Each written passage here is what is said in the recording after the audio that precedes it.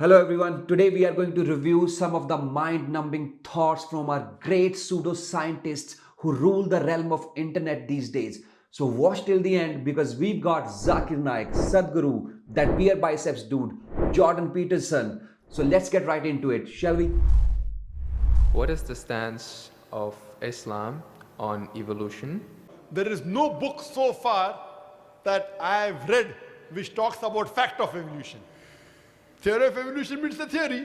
Buddy, the word theory in general and the word theory in science is not the same. In science, you take an observation, you run an experiment to prove the observation to be a fact and still call it a theory. Because unlike religion, science is open to modification. That does not mean that theory in science is just a guess. Or in simple terms, it's called being down to earth. Something religion is yet to learn. And looking at your overconfidence, you are yet to learn it too. And yes, there are tons of books that have tons of facts about the theory of evolution. Go find one for yourself.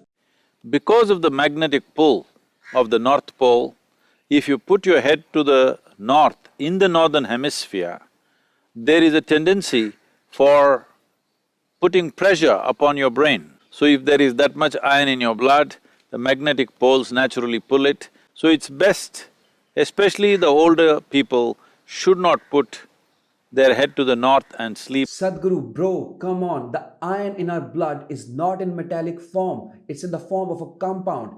If the iron in our blood had any magnetic properties, our MRIs would be tragic. And on top of that, Earth's magnetic field is as weak as Sadhguru's knowledge of science. Earth's magnetic field is 5,000 times less powerful than the magnetic field of a small bar magnet. And yes, the magnetic North Pole and the geographic North Pole is not the same. They are not even in the same direction. Stick to philosophy, bro, a subject that can be easily twisted and manipulated. The moment you understand the concept of karma, you understand the concept of rebirth, which I truly believe in. And for the people who say that, how can you prove that it exists? My question to you is, how can you prove that it doesn't exist? There must be some truth in that concept, which has caused so many books to be written on that concept. You have to be open. That's the basis of spiritual growth. Be open and curious. Don't come to conclusions.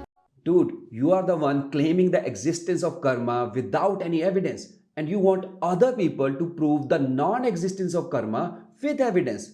And yet you preach to be open-minded. The burden of proof is on you. An open-minded person is not the one who is curious about any narrative just because many people believe in it. An open-minded person is the one who listens to a narrative, uses the rationale, connects the dots, and then comes to a right conclusion rather than avoiding the conclusion. But I guess the day you made this video, you were like, आज थोड़ा गला भारी सा हो रखा है, कुछ भी बोल देता हूँ, थोड़ा mature sound करूँगा. The Bible is a story.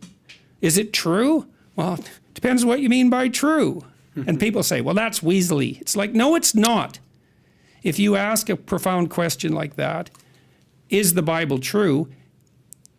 You can't assume true and then cram the Bible into that. You have to make both sides of the equation open to question. This is why people like Richard Dawkins always kick the hell out of religious people when they're debating them. And that, ladies and gentlemen, how you make salad out of words. या फिर हिंदी में बोलूं तो शब्दों की खिचड़ी बनाना. Jordan, true means real. If the question is whether the story of Bible real or not, the answer is yes or no. Stop insulting your audience's intelligence and give them a damn answer. एक astrophysicist आए थे show पर. उन्होंने कहा कि सन से अर्थ तक light को पहुंचने के लिए 8 मिनट लगते हैं. और लोग कहते हैं, साइंटिस्ट ये मानते हैं कि यूनिवर्स में सबसे फास्ट चीज लाइट होती है. अगर ये सच है, then why is it that अगर आप अभी सन के सरफेस के बारे में सोच रहे हो तो आपके थॉट्स तुरंत वहां तक पहुंच जाते हैं. मतलब आपके थॉट्स लाइट से भी ज्यादा फास्ट होते हैं. Did he just compare the visible photons traveling through the space with the symbolic concept of thoughts traveling from one place to the other place? We see through the light. So by his logic, I can feel somebody else's thoughts even before I see them, even before they say something. I understand he loves psychic stuff, but this is getting out of hands now, bro. भाई ने भी Jordan Peterson जैसे philosophy और science की mix करके खिचड़ी बना दी. Okay, that's it for today. And listen, man, I have nothing against these individuals. They are who they are. But when you have millions of followers and you are expert of your own subjects, why mess with the science? It doesn't make any sense to me.